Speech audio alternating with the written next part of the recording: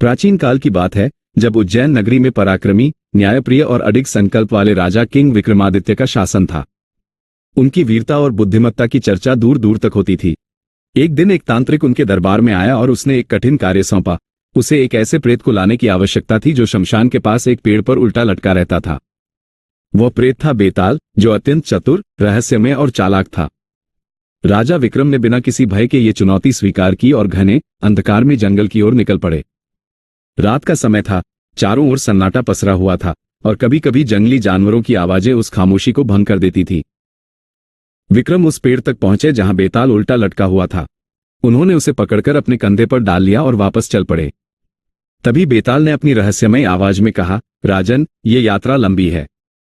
समय बिताने के लिए मैं तुम्हें एक कहानी सुनाऊंगा, लेकिन अंत में एक प्रश्न पूछूंगा। यदि तुम उत्तर जानते हुए भी चुप रहे तो तुम्हारा सिर फट जाएगा, और यदि उत्तर दोगे तो मैं फिर से इसी पेड़ पर लौट जाऊंगा। राजा विक्रम ने बिना विचलित हुए उसकी शर्त स्वीकार कर ली। बेताल ने अपनी कहानी शुरू की। एक समृद्ध राज्य में आर्यन नाम का एक युवा, साहसी और दयालु राजकुमार रहता था। वो न केवल युद्धकला में निपुण था, बल्कि अपने विनम्र स्वभाव के कारण प्रजा का प्रिय भी था। एक दिन वो शिकार के लिए जंगल में गया। वहां की हरियाली, शांत वातावरण और पक्षियों की मधुर ध्वनियां मन को मोह लेने वाली थी। तभी उसकी नजर एक घायल युवती पर पड़ी, जो एक पेड़ के नीचे पड़ी करा रही थी। उसका नाम मीरा था। बिना समय गंवाए आर्यन उसके पास पहुंचा, उसे पानी पिलाया और बड़ी सावधानी से उसे उठाकर उसके घर पहुंचाया। मीरा का परिवार साधारण था। उसके पिता एक मेहनती किसान थे। उन्होंने राजकुमार का आभार व्यक्त किया और आग्रह किया कि वह कुछ दिन उनके घर पर विश्राम करे। आर्यन ने उनकी बात मान ली। उन दिनों में मीरा और आर्यन के बीच बातचीत बढ़ी। वे एक दूसरे को समझने लगे और धीरे धीरे उनका रिश्ता गहरी मित्रता से सच्चे प्रेम में बदल गया। जब आर्यन के लौटने का समय आया तो उसने मीरा से भावुक होकर कहा, मैं तुम्हें वचन देता हूं कि मैं अवश्य लौटूंगा और तुमसे विवाह करूंगा। मीरा ने उसकी आंखों में सच्चाई देखी और पूरे विश्वास के साथ उसका इंतजार करने का निश्चय किया।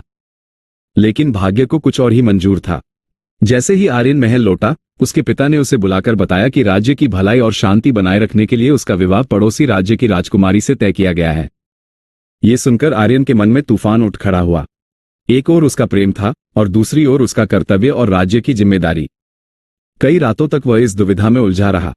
अंततः उसने अपने निजी सुख का त्याग करते हुए अपने पिता और राज्य के हित को प्राथमिकता दी और राजकुमारी से विवाह करने के लिए तैयार हो गया। उधर मीरा अपने गांव में हर दिन उसी उम्मीद के साथ जी रही थी कि उसका प्रिय एक दिन अवश्य लौटेगा। वो हर सुबह रास्ते की ओर देखती, हर आहट पर चौंक जाती और हर शाम निराश होकर घर लौट आती। समय बीतता गया, मौसम बदलते रहे, लेकिन मीरा की उम्मीद नहीं टूटी। उसके मन में विश्वास था कि आर्यन अपने वादे को अवश्य निभाएगा। अंततः जब उसका धैर्य जवाब देने लगा तो उसने खुद ही महल जाकर सच्चाई जानने का निश्चय किया। लंबी और कठिन यात्रा के बाद वो महल पहुंची। वहां की भव्यता देखकर वह कुछ क्षण के लिए ठिठक गई, लेकिन अपने उद्देश्य को याद कर आगे बढ़ी। जब उसने आर्यन को देखा तो उसके साथ एक रानी भी खड़ी थी। ये दृश्य देखकर उसका दिल टूट गया, पर उसने साहस जुटाकर आर्यन को उसके वादे की याद दिलाई। आर्यन ने झुकी हुई नजरों से कहा कि वह अब अपने कर्तव्यों और राज्य की जिम्मेदारियों से बांधा हुआ है और अपने पुराने वचन को निभाने में असमर्थ है। उसके शब्दों में पछतावा था, लेकिन निर्णय बदलने की शक्ति नहीं थी। ये सुनकर मीरा की आंखों में आंसू भर आए। उसने कोई शिकायत नहीं की, नहीं कोई प्रश्न पूछा। उसने समझ लिया कि अब सब कुछ बदल चुका है। चुपचाप वो वहां से लौट गई और फिर कभी वापस नहीं आए। उसकी खामोशी में ही उसका दर्द और त्याग छिपा था। कहानी समाप्त करके बेताल ने राजा विक्रम से पूछा, बताओ, इस पूरे प्रसंग में दोष किसका है? तब किंग विक्रमादित्य ने गंभीरता से उत्तर दिया, दोष राजकुमार का है। वचन देना आसान होता है, लेकिन उसे निभाना ही सच्चा धर्म है। यदि वह अपने वादे को निभाने में असमर्थ था तो उसे ऐसा वचन देना ही नहीं चाहिए था। कर्तव्य महत्वपूर्ण है, लेकिन वचन भी उतना ही पवित्र होता है। जैसे ही विक्रम ने यह उत्तर दिया, बेताल जोर से हंस पड़ा और तुरंत उनके कंधे से उड़कर वापस उसी पेड़ पर जा लटका। लेकिन राजा विक्रम निराश नहीं हुए। वे दृढ़ निश्चय के साथ फिर से उस पेड़ की ओर बढ़े, क्योंकि उनके लिए कर्तव्य से बढ़कर कुछ भी नहीं था।